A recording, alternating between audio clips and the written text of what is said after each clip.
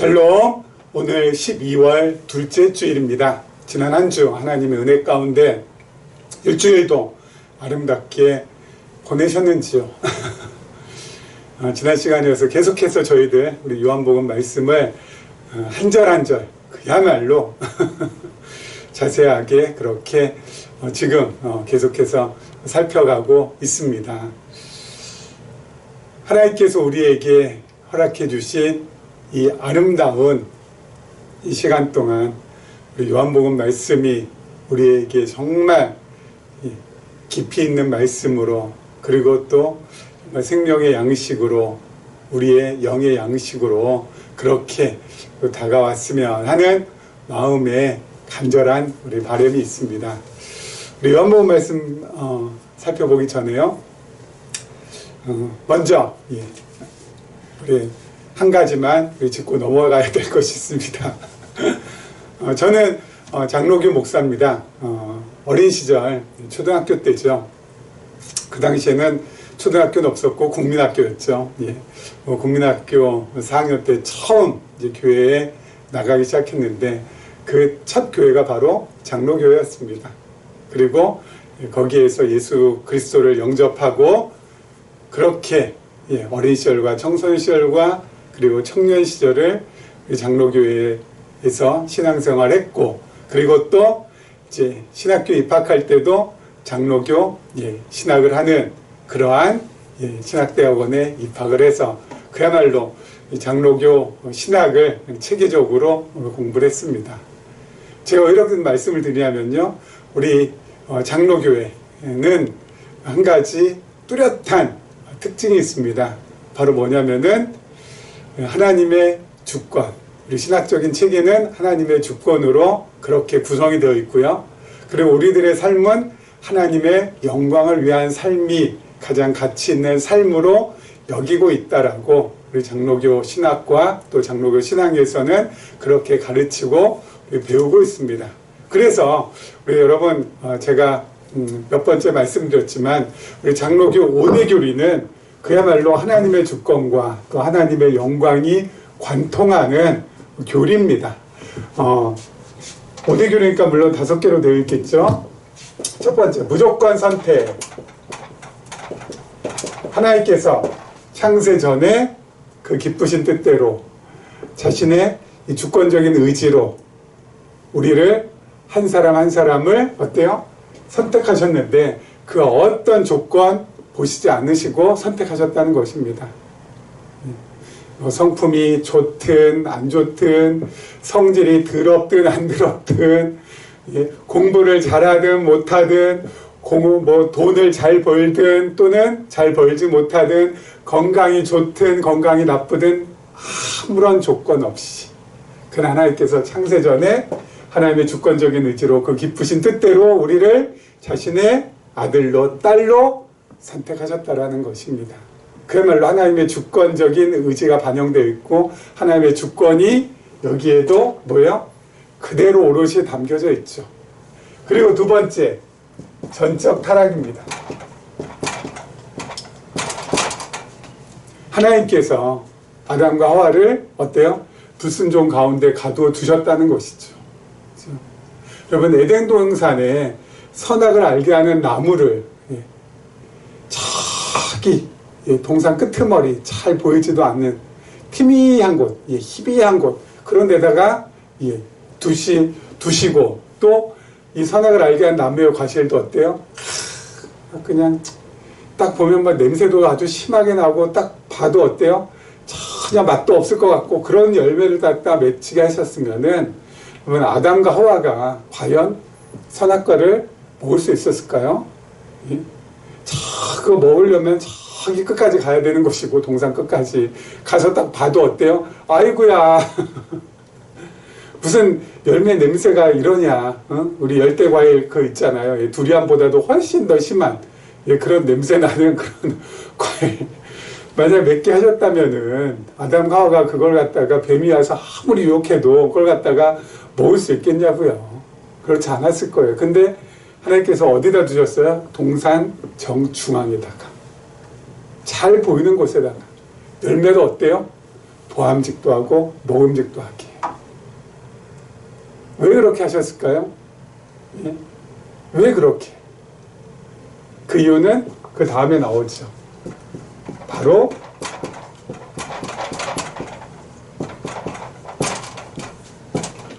죄를 속해 주시기 위해서. 죄가 없는 곳에는 속함도 없죠. 그렇죠? 죄가 없는 곳에 어떻게 속함이 있겠습니까? 죄 자체가 없는데. 속하다는 건 뭐야? 죄를 갖다 용서해 주신다는 거 아니겠습니까? 죄가 없는데 뭐 용서할 것도 없는 거죠. 그렇죠? 불순종 가운데 가두니까 어때요? 죄가 머물게 되고 전적으로 타락하게 되어서 그렇기 때문에 어때요? 이 속죄가 반드시 필요하게 되는 거죠. 그렇죠? 반드시 필요하게 되는 거죠. 전적으로 타락하지 않았는데 어떻게 죄를 속해 주실 수 있겠습니까? 그렇죠?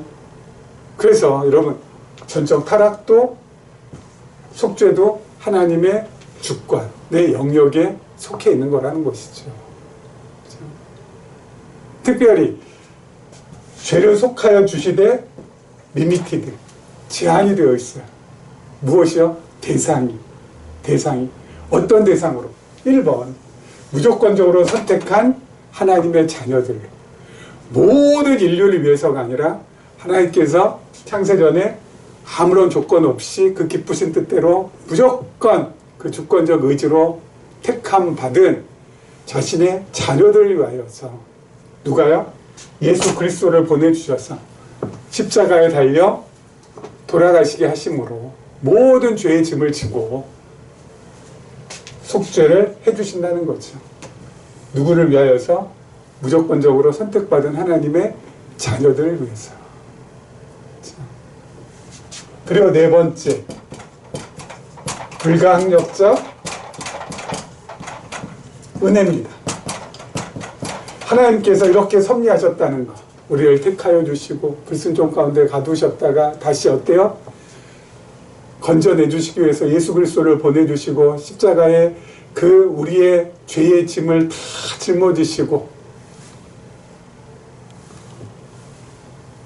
죽음에 이르게 하셔서 우리가 대속의 은혜, 우리가 하나님의 놀라운 사랑을 입은 하나님의 자녀라는 것을 성령께서 오셔서 깨닫게 하여 주시는 것. 그래서 그 은혜를 은혜로 알게 해주시는 것. 그것을 거절할 수 있다 없다? 우리는 없다. 불가항력이다. 저항할 수 없다. 그렇게 깨닫게 해주시는 그 은혜를 우리가 안 받겠습니다. 나는 모릅니다. 나는 못 깨달았어요. 그렇게 할 수 없다는 거. 하나님께서 어때요? 불가항력적으로 도저히 저항할 수 없도록, 저지할 수 없도록, 모른다 할 수 없도록 하나님께서 불가항력적 은혜로 하나님의 자녀들을 깨닫게 해주셔서, 와, 이게 진짜 어메이징 그레이스, 이게 진짜 놀라운 은혜입니다. 그것을 가슴속 깊이, 마음속 깊이 받아들이고 하나님을 하나님으로, 하나님을 나의 모든 것 되시는 나의 주로 받아들일 수 있도록, 그리고 하나님께서 보내신 예수 그리스도를 내 인생을 걸어도 될 만큼, 나의 모든 것을 걸어도 될 만큼 참으로 감사한 주님이라는 것을 받아들일 수 있도록 해주시는 것, 이게 불가항력적 은혜 아니겠습니까?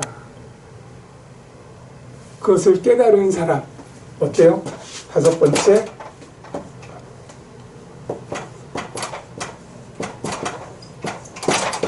하나님께서 결코 그 사람 포기하지 아니하시고 그 은혜 취소하지 아니하시고 철회하지 아니하시고 끝까지 이 세상 마지막 날 그날까지, 아니 그 이후 영원까지 어떻게 해요? 이끌고 가신다. 붙들고 가신다. 함께 하신다. 영원토록. 그게 바로 성도의 견인. 여러분, 이 5가지 장로교 5대 교리거든요. 여러분, 하나님의 주권, 하나님의 영광이 어때요? 그 맥을 다 관통하고 있잖아요. 이게 장로교입니다. 그래서 장로교에서는 하나님의 주권, 하나님의 영광, 그걸 갖다가 재버리면은 남는 게 아무것도 없습니다. 모든 것이 그것을 다 근간으로 해서 이루어졌기 때문에. 그런데 이게 어느 순간부터 희미해지고 있어요. 장로교의 특징이, 장로교회가 장로교회의 특징을 잃어버리고 있어요. 하나님의 주권을 강조하기보다는 인간의 의지를 많이 강조하게 됩니다, 이제. 왜요? 하나님의 주권을 강조해봤자 그것이 현대인들한테 잘 먹혀 들어가지 않는다라고 생각하니까. 그래서 신학교에서는 열심히 외웁니다. 열심히 배웁니다. 그런데 목회 현장에 나와서는 입을 뻥끗하지 않습니다. 열심히 내라. 이렇게 가르치면은 열심히 내지 않을까봐. 그래서 여러분 열심을 내야 됩니다. 여러분 열심히 충성하고 봉사하셔야 됩니다. 인간의 의지를 막 북돋고 인간의 의지를 계속 재촉하는 그러한, 왜요? 그래야 사람들이 모이고 교회도 운영이 되니까.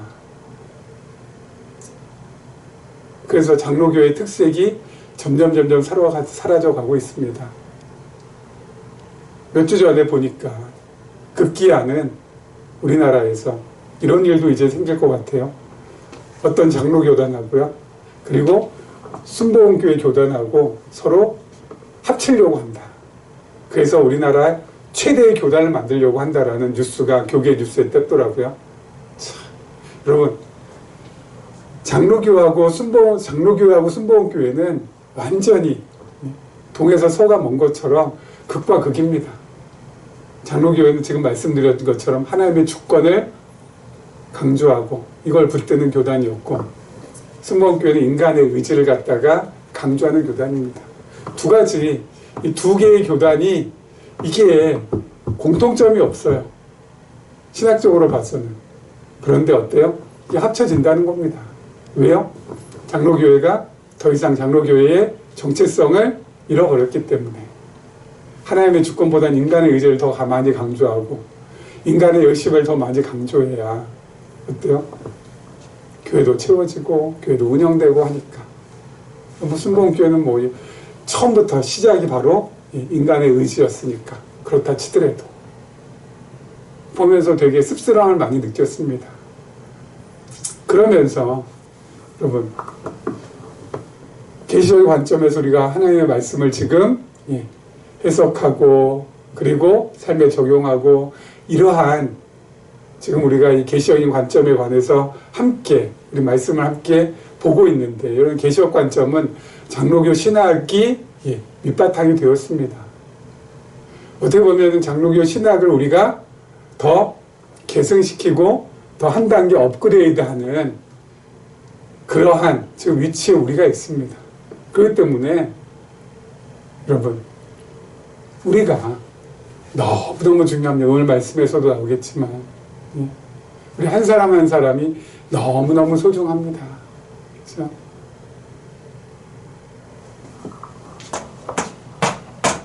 하나님의 주권, 하나님의 영광, 계시적 관점에서도 하나님의 주권, 하나님의 영광 그대로 드러나지 않습니까? 그리고 장로교 신학에서 정리하지 못했던 것을 계시적인 관점에서 정리를 해서 더욱더 계승시키고 좀 발전시켜 나가고 있지 않습니까? 어떻게 보면 우리가 진짜 지금 어마어마한 일들을 지금 하고 있는 겁니다.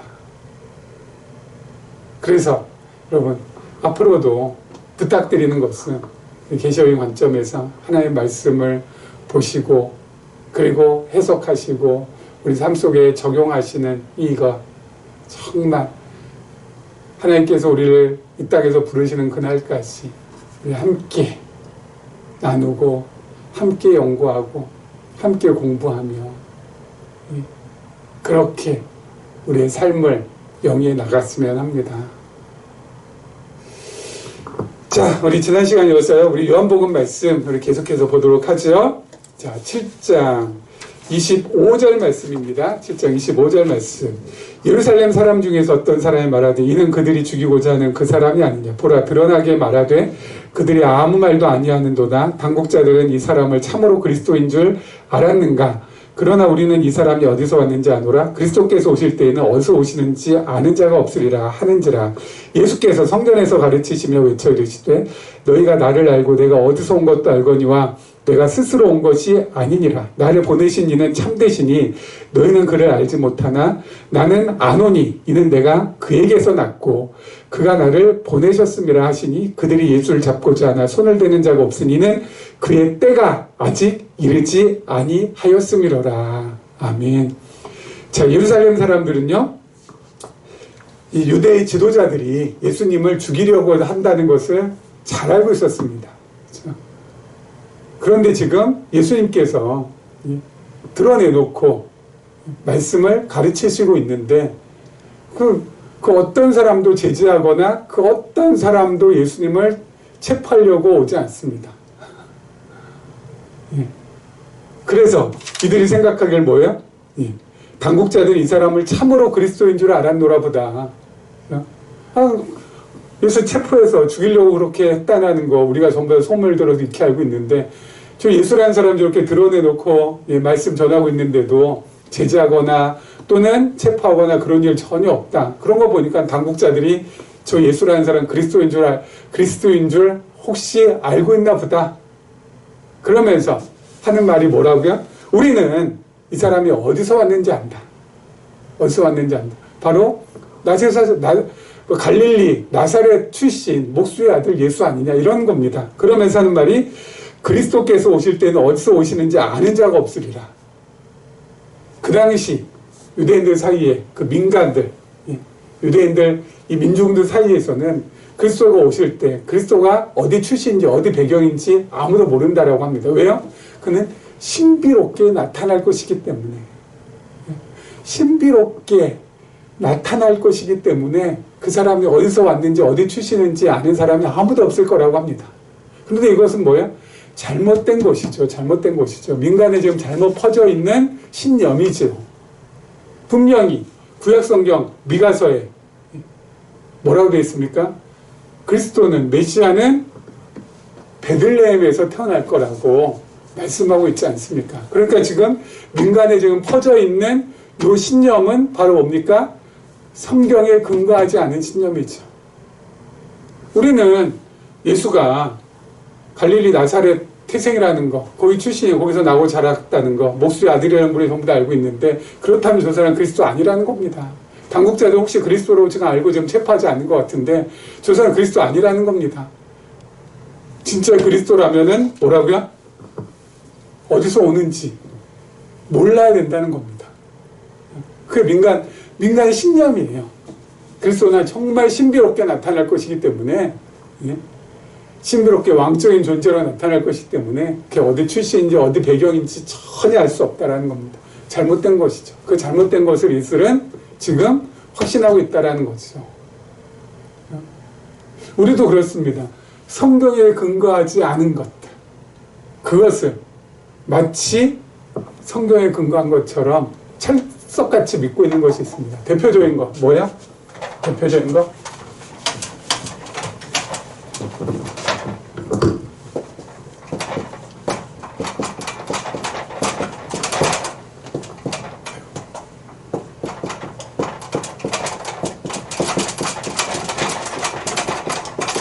지성이면 감천 이거죠.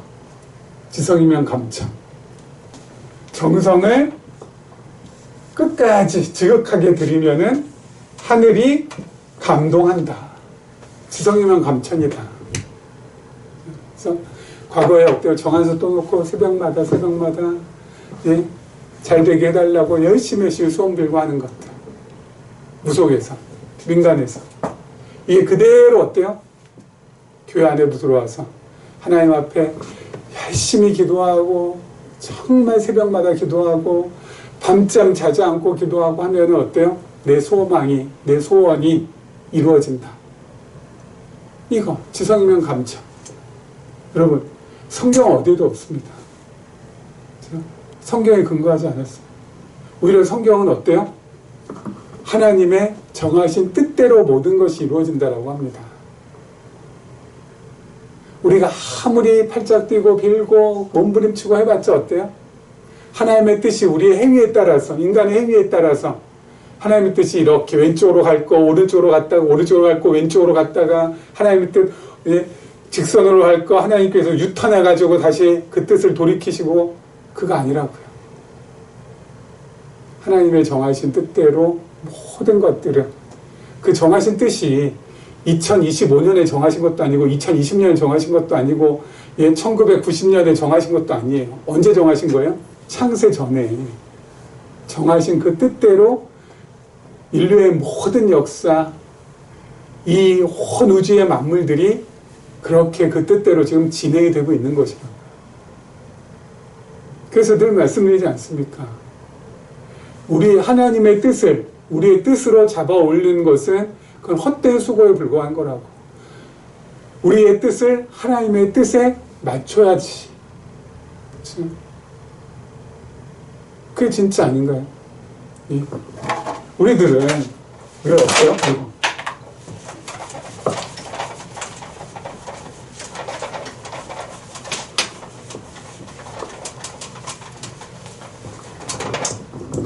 우리들은 늘 평탄하게 이렇게 잘 되기를 원합니다. 우상향하기를 원하지. 이게 우리의 뜻이에요. 근데 하나님의 뜻은 이게 아니거든요. 하나님의 뜻은 어때요? 이렇게 갑니다. 가다가 넘어졌다가 다시 올라갔다 또 넘어졌다가 다시 올라갔다 넘어졌다. 그러면은 이게 아니잖아요. 그럼 어디다 맞춰야 돼? 여기에 맞춰야죠. 여기에. 예? 그래야지 속 편하다고 했잖아요. 어차피 울퉁불퉁한 것 우리의 인생길인데, 예? 그 울퉁불퉁한 그 길, 아 그래, 그것을 어때요? 받아들여야죠. 아니야, 내 길은 평탄해야 돼. 내 길은 평평해야 돼. 답이 없어요. 그러면 인생길 울퉁불퉁 마구잡이입니다. 마구잡이. 예? 정신 없습니다. 그럼 어떻게 해야 돼요? 평탄하게 해달라고 아무리 애원하고 복걸해봤자 소용없잖아요. 어떻게 해야 됩니까? 울퉁불퉁 그걸 그대로 받아들이고, 하나님 그 울퉁불퉁 정신없는 이 험난한 인생길 속에서 하나님께서 나를 꽉 붙드시고 함께 해주시기 원합니다. 하나님께서 그 의로운 오른손으로 나를 붙드시고 나 놓지 않으시고 함께 그 울퉁불퉁한 길 걸어가길 원합니다. 하나님께 함께 한다면, 하나님께서 그 놀라운 그 손이 나를 붙드시고 나와 동행하신다면 저 겁나지 않을 것 같습니다. 주여, 뜻대로 나를 인도에 가옵소서. 이렇게 해야죠. 그렇죠? 평평을, 이거 아무리 평평을 만들어 달라고 해봤자 어때요? 안 만들어진다니까요. 이게 이렇게 안 바뀐다니까요. 우리 어때요? 정한 그 길 따라서 꼬불땅 가야 된다니까요. 하지만 하나님께서 붙잡으시면 뭐 사망이 음침한 골짜기라도 절대 내가 무너지지 않습니다. 하나님과 함께 하면서 가는 겁니다. 그래야 되지 않겠어요? 여러분, 성경에 근거해서 어때요? 신앙생활을 해야 되는 것 늘 잊지 않으셨으면 좋겠습니다. 지성이면 감천. 여러분, 우리가 아무리 지극히 정성들도 하나님께서 어때요? 감동해가지고 뭐 이렇게 갈 것, 이거 이렇게 바꿔주지 않는다고. 자신의 뜻대로. 이거 언제 정하셨어요? 창세 전에 가신다고요. 거기에 우리는 어때요? 맞추어서 하나님과 함께 가면 되는 거라고요. 자, 그리고 또 한 가지 오늘 중요한 29절 말씀 한번 보죠. 나는 아노니 이는 내가 그에게서 났고 그가 나를 보내셨음이라 하시니. 여러분, 이게 참 중요한 말씀입니다. 여기 나는 아노니 이는 내가 그에게서 낫고, 그렇죠? 내가 그 위에서 낫고, 이 말씀 때문에 그렇습니다. 이게 영어 성경에 보면은 I am, 나는 from, 힘입니다. 나는 그로부터 낫고, from him. 이건 무슨 뜻이냐면요, 예수님께서 하나님의 창조물이 아니라는 겁니다. 만약 by him 그랬으면은 피조물이 되겠죠. 그에 의해서 내가 있다라고 한다. 근데 from입니다. 그로부터. from 뭐냐면은 하나님으로부터 내가 있다라는 것은 다른 뜻이 아니라 하나님과 함께 언제나 늘 존재하셨다라는 뜻입니다. 하나님과 함께 언제나 늘 존재하셨다. 다시 말씀드려서 예수님이 곧 누구시라? 하나님이라는 것을 표현하는 말씀이 바로 I am from him입니다. 우리는 I am from him 할 수 없어요. I am by him 그래야지. 하나님으로부터 뭐예요? 존재한다는 거. 언제나 영원 전부터 하나님이라는 거예요. 그러니까 유대인들이 예수님을 또 잡으려고 합니다. 왜요? 유대인들은 맑게 알아들었어요. 아니 이건 자신이 곧 하나님이란 뜻 아니야. 그러니까 유대인들이 잡으려고 하는데 뭐라고요? 잡을 수 있어요? 없어요? 잡지 못해요. 왜요? 그의 때가 아직 이르지 아니하였습니다. 때가 아니니까. 하나님께서는 때를 딱딱딱딱 정해 놓으시고 모든 것들을 이끌어 가십니다. 예수님께서 붙잡힐 때는 언제예요? 십자가에 달릴 때는 6월절이에요. 아직 6월절 아직 오지도 않았어요. 공생의 3년 지나야 됩니다. 공생의 3년 마지막이 6월절이어야 돼. 공생의 3년 마지막 6월절 그때 예수님께서는 체포를 당하도록 하나님께서 타이밍을 딱 맞춰 놓으셨어요. 그 이전에는 유대인들이 잡고 싶어도 예수님을 잡을 수 있어요? 없어요? 없어요. 예? 왜요? 하나님의 때가 아니니까. 하나님의 때가 아니니까. 여러분, 이스라엘 백성들이 어때요? 광야 40년 그리고 바벨론 포로 70년 정해져 있어요? 안 정해져 있어요? 정해져 있습니다. 광야 40년 꼬박 채워야지 어때요? 가나안 땅에 들어갈 수 있어요. 40년 저 안에서 아무리 사람들이 발버둥 치면서 가나안 들어가려고 애쓰고 힘쓰고 열심 내고 막 그냥 난리 쳐봤자 가나안 들어갈 수 있어요? 없어요? 못 들어가요. 40년 딱 차면 어때요? 절로 가나안 들어간다고요. 이때는 들어가고 싶지 않다라고 아무리 발버둥 치고 안 갈래 노래 부르고 해봤자 어때요? 그것도 소용없어요. 왜요? 40년 채워지면은 가나안 땅 들어가게 돼 있으니까. 바벨론 포로 70년 고향으로 돌아가고 싶어서 70년 차지 않은 상태에서 막 데모하고 시위하고 보내달라고 아무리 해봤자 예루살렘으로 다시 돌아갈 수 있냐고요? 없어요. 70년 꼬박 차야 돼요. 우리들도 인생의 광야 또 인생의 바벨론 포로 같은 시기가 있습니다. 이때 그러면 어떻게 해야 돼요? 발버둥 쳐서 막 그냥 헤어나오려고 그냥 길을 팍팍 쓰면서? 아니요. 이때 가장 지혜로운 사람은 뭐예요? 광야 40년 동안 또 바벨론 포로 70년 동안 어떻게 하면 돼요? 하나님의 인도함을 받으면서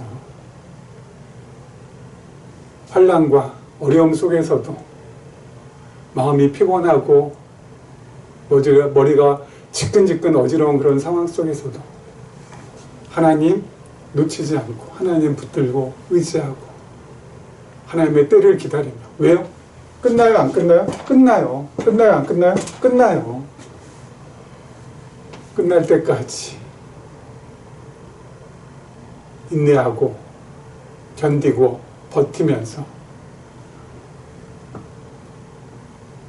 고난 속에서 하나님을 깊이 알아가고 배워가는 것이 가장 지혜로운 겁니다. 광야 40년 동안 하나님 배우면 되는 거고, 바벨론 포로 70년 동안 하나님을 깊이 알아가는 것. 그 이상 최고로 지혜롭게 사는 것은 없을 거라고 저는 확신합니다. 반드시 뭐가 있어요? 끝이 있으니까. 40년 차면은 가나안 가는 겁니다. 70년 차면은 다시 예루살렘 돌아가는 겁니다. 우리의 고난의 지금 기간 속에 있다라고 한다면, 지금 나의 고난의 시간 속에 있다라고 한다면 끝이 있어 없어요? 있습니다. 그 끝을 바라보면서 하나님 더욱더 의지하시고 하나님 더욱더 배워가시고 알아가시면서 그 끝나는 날 하나님 앞에 가장 큰 기쁨, 가장 큰 영광, 가장 큰 찬송을 올려드리면 되는 것입니다. 자, 계속해서 우리 그 다음 절 한번 보도록 하겠습니다. 그 다음 절입니다. 31절부터 보겠습니다. 무리 중에 많은 사람이 예수를 믿고 말하되 그리스도께서 오실지라도 그 행하실 표적이 이 사람이 행한 것보다 더 많으랴 하니, 예수에 대하여 무리가 수군거리는 것이 바리새인들에게 들린지라. 대제사장들과 바리새인들이 그를 잡으려고 아랫사람들을 보내니 예수께서 이르시되 내가 너희와 함께 조금 더 있다가 나를 보내신 이에게로 돌아가겠노라. 너희가 나를 찾아도 만나지 못할 터이요 나 있는 곳에 오지도 못하리라 하시니, 이에 유대인들이 서로 묻되 이 사람이 어디로 가기에 우리가 그를 만나지 못하리요? 헬라인 중에 흩어져 있는 자들에게로 가서 헬라인을 가르칠 터인가? 나를 찾아도 만나지 못할 터요 나 있는 곳에 오지도 못하리라 한 이 말이 무슨 말이냐 하니라. 그럼에도 불구하고 예루살렘 사람들 가운데는 예수 그리스도를 믿는 사람들이 있었습니다. 참 희한하죠. 예수님 전부 다 반대할 것 같은데, 예수님 전부 다 받아들이지 않을 것 같은데, 그 안에서 있어요. 진리가 임하는 곳에는, 예수 그리스도께서 임재하시는 곳에는 반드시 홍해가 둘로 쫙 갈라지듯이 쫙 갈라집니다. 말씀드린 것처럼 한쪽은 빛으로, 한쪽은 어둠으로, 한쪽은 생명으로, 한쪽은 사망으로, 한쪽은 양으로, 한쪽은 염소로, 한쪽은 알곡으로, 한쪽은 가라지로 쫙 나눠집니다. 그런데 나눠지되 어때요? 5대5로 나눠지지 않고요, 정말 소수하고 다수로 나눠집니다. 반만 되면 참 좋겠는데 진짜 소수하고 0.0000001%라 하고 99.999999%로 나눠진다고요. 그래서 이렇게 0.0000001%에 속한 사람을 뭐라고 하느냐, 신학에서는 이 사람들을 더 렘넌트, 남은 자들이라고 합니다. 남은 자 사상이라고요. 노홍수 시대 때 노아와 그 가족들이 어때요? 더 렘넌트, 남은 자들, 소수의 무리. 이 렘넌트를 통하여서 하나님께서는 뭐요? 하나님의 뜻과 계획을 이루어 가신다고요. 참, 하나님도 참 얄궂죠? 많은 무리, 정말 수천만, 수억만 되는 그 무리를 통해서 하나님께서는 당신의 뜻과 당신의 계획을 이루어 가시는 것이 아니라 더 렘넌트, 소수의 무리. 엘리야 시대 때 바알에게 무릎 꿇지 않은 7,000명, 소수의 무리. 하나님께서는 이들을 통하여서 하나님의 뜻과 계획과 작정하심을 이루어 가신다고요. 이게 하나님의 놀라운 섭리의 비밀. 지금 시대는 누구겠습니까? 더 렘넌트? 저는 우리라고 확신합니다. 우리가 더 렘넌트예요. 소수의 무리 0.00000000001%. 하나님께서 우리를 통하여서 하나님의 일을 진행시키십니다. 하나님께서는 우리를 통하여서 하나님의 계획을 이루어 가십니다. 계시록 관점에서 우리가 하나님의 말씀을 지금 읽고 보고 해석하고 삶 속에 적용하면서 지금 살고 있는데, 이것이 앞으로 어떤 식으로 어떻게 하나님의 계획을, 하나님의 뜻을 이루는데 쓰일지는 저도 모르고 여기 있는 우리 모두 다 모릅니다. 하지만 하나님은 알고 계시죠. 그래서 우리를 준비시켜 놓는 거 아니겠습니까? 적은 무리, 소수의 무리, 그 남은 자들. 노아 시대 때 모르긴 몰라도 수백만 명은 되지 않겠습니까? 전 인류가. 그 가운데서 노아의 가족 달랑 8명.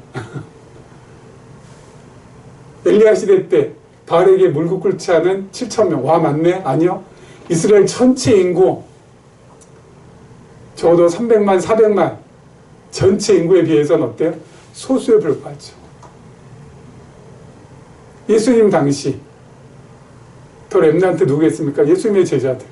그 당시 수많은 유대인들과 그리고 로마 제국에 있는 사람들에 비해서는 절대 소수죠. 그 소수의 사람들을 통하여서 하나님께서 어때요? 하나님의 일을, 하나님의 뜻을, 하나님의 계획을 진행시키셨다고요. 그래서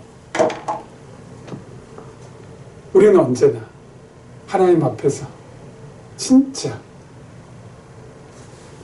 어깨 쫙 펴고, 하나님, 이 시대에 하나님의 놀라운 계획과 놀라운 뜻이 바로 나를 통해서 이루어 가실 줄 믿습니다. 하나님, 나를 하나님의 거룩한 도구로 마음껏 사용하시길 원합니다 하고 언제나 당당하게, 당차게 하나님 앞에서 하루하루 걸어가시기를 부탁을 드립니다. 이런 은혜가 우리 모두에게 함께하기를 주님의 이름으로 축원합니다.